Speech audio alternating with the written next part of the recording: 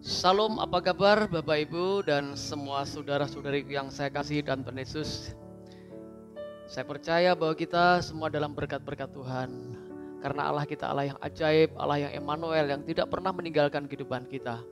Kita akan belajar firman Tuhan. Mari kita berdoa. Bapa, terima kasih buat kebaikan-Mu yang terus kami alami dalam kehidupan kami. Kami akan belajar firman-Mu. Mohon Roh Kudus berikan pengertian akan firman Tuhan yang kami pelajari. Dalam nama Tuhan Yesus kami berdoa. Amin. Kita akan belajar firman Tuhan. Kita sekarang menantikan atau di dalam rangka memperingati hari kenaikan Yesus. Kita akan buka Alkitab kita dalam kitab Injil Lukas pasal 24.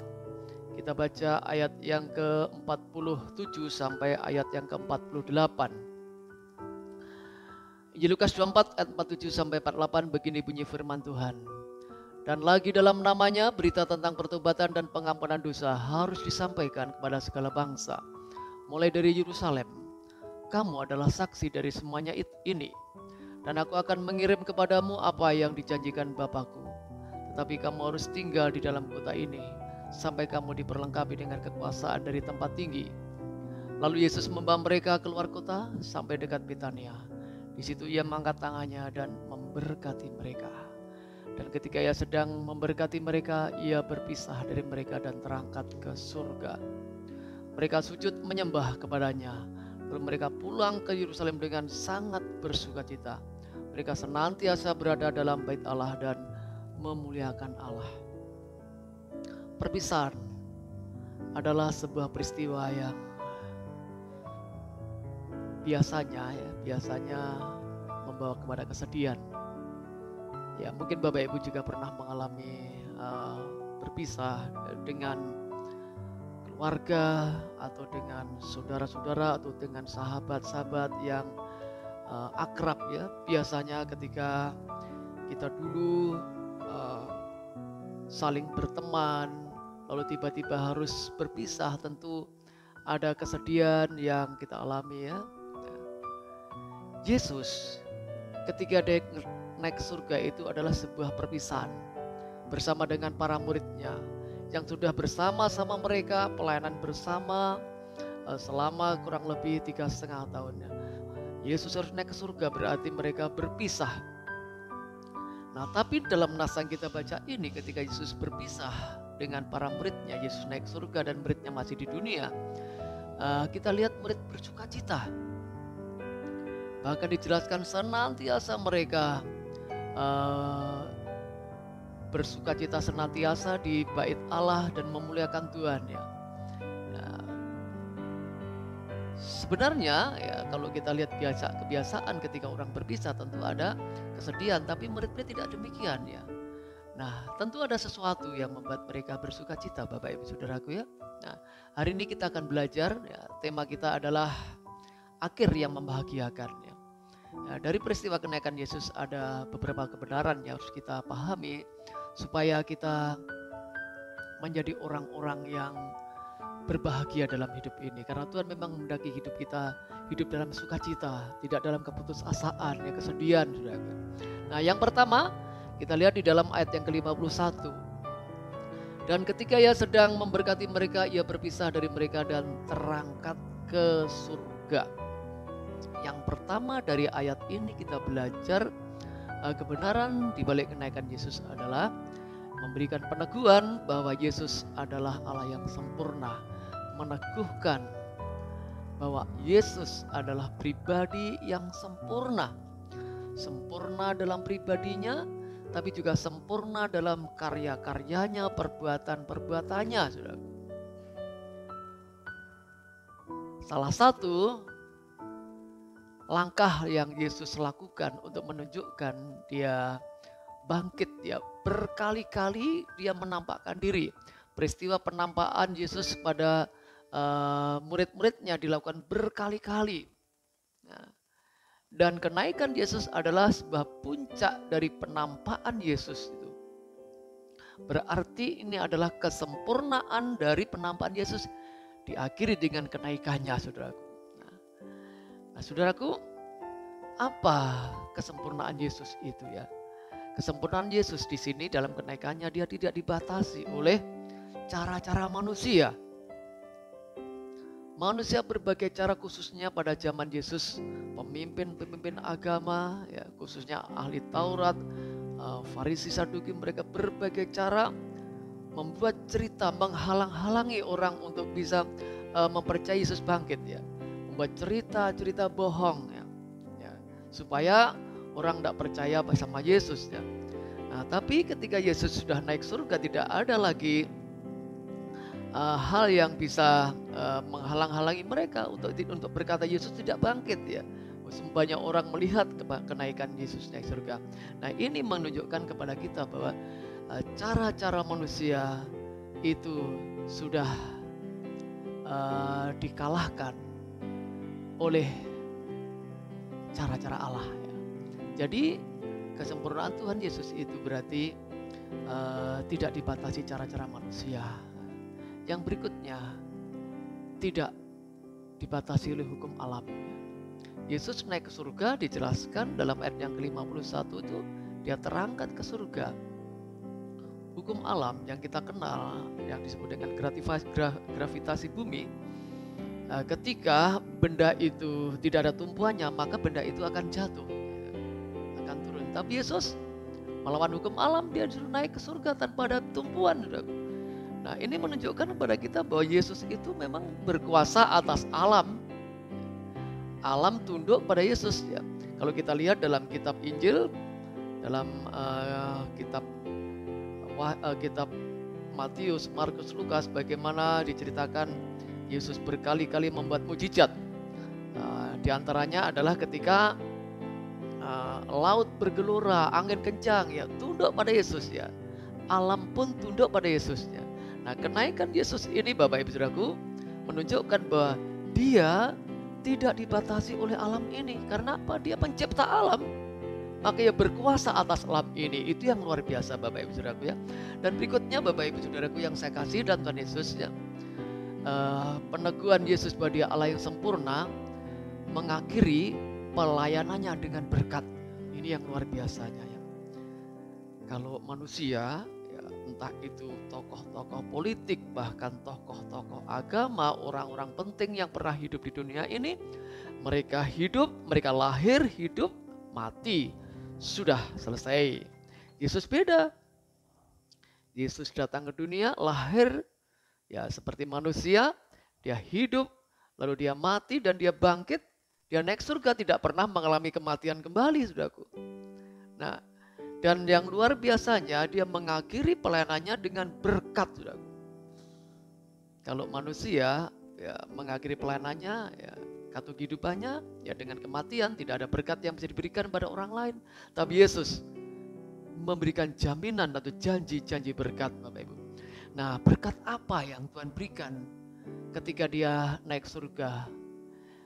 Dia memberikan berkat penyertaan yang tanpa batas ya. Yaitu dia kirimkan Roh Kudusnya. Makanya dalam ayat yang ke-48 ya, dan aku akan mengirim kepadamu apa yang dijanjikan Bapakku. Yang dimaksud janji Bapa kepada para murid adalah turunnya Roh Kudus. Dan kalau kita lihat di dalam Kisah Para Rasul, janji Tuhan itu digenapi ketika Roh Kudus turun di hari Pentakosta. Dan Roh Kudus itu bukti kehadiran Allah dalam kehidupan kita. Dan ketika kita percaya Yesus, Roh Kudus tinggal dalam kehidupan kita, maka dia menyertai kita tanpa batas. Kemanapun kita pergi, dia beserta kita. Ketika Yesus belum naik surga ya, dia terbatas. Tapi ketika dia naik surga, memberikan penyertaan yang tanpa batas lewat pribadi Roh Kudus yang tinggal dalam kehidupan kita. Jadi Bapak Ibu, kita tidak perlu bersedih, tidak perlu ketika kita dimanapun kita berada, Allah menyertai kehidupan kita.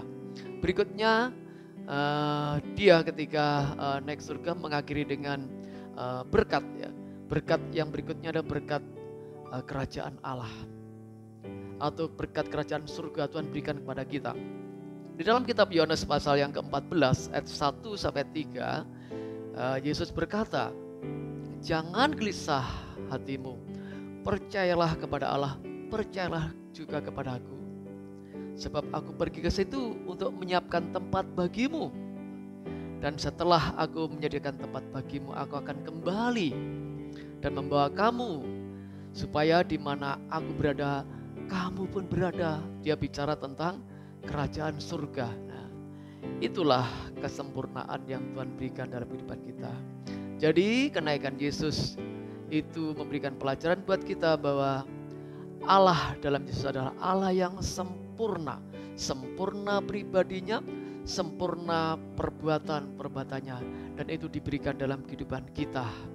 Yang berikutnya, kebenaran di dalam ayat yang ke-47-48. Di situ jelaskan demikian. Dan lagi dalam namanya, berita tentang pertobatan dan pengampunan dosa harus disampaikan kepada segala bangsa, mulai dari Yerusalem, dan kamu adalah saksi dari semuanya ini. Kebenaran yang kedua dalam kenaikan Yesus ke surga, supaya kita mengalami kebahagiaan dalam hidup ini, memberikan keyakinan bahwa kita diberi hak istimewa. Jadi kita diyakinkan lewat kenaikan Yesus ke surga, kita adalah orang-orang yang mendapatkan berkat-berkat yang istimewa, hak istimewa. Apa hak istimewa yang Tuhan berikan kepada kita? Tuhan memberikan kepada kita hak istimewa sebagai rekan sekerjanya atau mitra Allah. Ini luar biasa Bapak Ibu Saudaraku ya. Kita jadi rekan sekerja Allah, jadi mitra Allah. Ya, kalau kita misalnya dijadikan mitra oleh ya pejabat, wah senangnya bukan main ya. Misalnya kita diajak orang penting di kota kita, bupati atau pejabat ya, kita dipanggil, kita diajak berteman, wah senangnya bukan main ya. Nah Bapak Ibu Saudaraku, ketika Yesus naik ke surga itu, Dia memberikan keyakinan kepada kita bahwa kita adalah mitra-mitra Allah, rekan sekerja Allah. Untuk apa? Rekan sekerja Allah untuk apa? Untuk menjadi saksi Yesus. Saksi. Menceritakan Yesus itu Allah yang hidup. Menceritakan Yesus itu Allah yang bangkit. Menceritakan Yesus itu adalah Allah yang sudah naik ke surga. Itu dipercayakan pada kita. Kita ceritakan karena kita tahu Yesus itu Allah yang hidup. Kita ceritakan Yesus kepada orang lain, saudaraku. Ini hak istimewa yang Tuhan berikan buat kita. Yang berikutnya Bapak Ibu, kita diberikan hak istimewa untuk kita menunjukkan jalan ke surga kepada orang lain, Bapak Ibu. Surga menjadi dambaan banyak orang. Sampai berbagai cara dilakukan orang supaya bisa memasuki kerajaan surga, saudaraku ya. Ada yang dengan cara beragama, ada yang dengan cara melakukan perbuatan-perbuatan yang baik, bahkan berkorban nyawanya dengan tujuan bisa menikmati kerajaan surga, saudaraku. Nah, saudaraku, surga kita tahu itu lewat Yesus. Yesus pernah berkata, akulah jalan dan kebenaran dan hidup. Tidak ada seorang pun dapat datang kepada Bapa kalau tidak lewat aku. Ya, jalan surga hanya lewat Yesus. Dan kita diberikan hak istimewa untuk menjelaskan, menuntun orang untuk memasuki kerajaan surga lewat beriman pada Yesus. Itulah istimewa yang Tuhan berikan kepada kita ya. Jadi Bapak Ibu Saudaraku, kenaikan Yesus memberikan berkat kepada kita, yaitu kita diberikan hak istimewa jadi rekan sekerja Allah, untuk jadi saksi Tuhan, untuk menuntun, menunjukkan jalan surga kepada banyak orang. Ini hak istimewa Bapak Ibu Saudaraku ya. Satu kali ada diskusi ya antara seorang ateis ya, orang tidak kenal Tuhan, nolak Tuhan, dengan seorang anak muda yang cinta Tuhan, percaya Yesusnya. Nah, si ateis ini berkata kepada anak muda ini, anak muda, susah untuk bisa memasuki kerajaan surga. Jalan ke surga terlalu susah, tidak jelas. Apa jawab si anak muda ini? Dia berkata begini, Tuhan, jalan surga hanya 2 langkah saja. Langkah yang pertama, bertobat dari dosa. Langkah yang kedua, terima Yesus sebagai Tuhan dalam hidup secara pribadi. Maka Tuhan akan bisa masuk ke surga. Nah Bapak Ibu Saudaraku, Jalan ke surga hanya lewat Yesus, dan kita tahu rahasia ke sana. Jadi diberikan hak istimewa untuk itu ya. Bersyukurlah Bapak Ibu, kita lakukan dengan sungguh-sungguh, kita lakukan dengan serius. Kesempatan Tuhan berikan kepada kita, dan mari kita memimpin banyak orang untuk mengenal Yesus supaya mereka menikmati kerajaan surga. Dan satu saat ketika kita nanti dipanggil Tuhan, kita mendapatkan upah yang datang dari Tuhan ya. Tuhan Yesus satu kali akan berkata, "Sabaslah hambaku yang setia. Baik sekali perbuatanmu, mari ikut kebahagiaan bersama dengan Tuhanmu." Tuhan akan berikan mahkota kemuliaan buat kita. Jadi Bapak Ibu Saudaraku, hari ini kita mempersiapkan diri untuk memperingati hari kenaikan Yesus. Peristiwa kenaikan Yesus memberikan kepada kita dua kebenaran. Kebenaran yang pertama, meneguhkan bahwa Yesus adalah Allah yang sempurna. Sempurna dalam pribadinya, sempurna dalam perbuatannya. Dan yang kedua, meyakinkan kita bahwa kita diberi hak istimewa untuk menjadi rekan sekerja Allah, bersaksi tentang Yesus, dan memimpin orang kepada jalan ke surga, yaitu lewat Yesus. Kiranya Tuhan memberkati kita. Mari kita berdoa. Terima kasih Tuhan buat firman-Mu. Biarlah firman Tuhan yang kami pelajari pada saat ini, mengingat kenaikan Yesus ini akan memberikan pembelajaran buat kami. Kami punya Allah yang sempurna. Terima kasih, kami punya Allah yang sempurna dalam Yesus. Sempurna di dalam berkarya, sempurna dalam pribadi-Mu. Dan kami bersyukur ketika Yesus naik surga, memberikan peneguhan, meyakinkan kami bahwa kami adalah orang yang diberikan hak istimewa untuk menjadi rekan sekerja Allah, sahabat Allah, mitra Allah, bersaksi tentang Engkau, memimpin orang untuk mengenal Tuhan supaya mereka memasuki kerajaan surga. Terima kasih, terpuji buat nama-Mu. Berkati setiap orang mendengarkan firman Tuhan pada saat ini.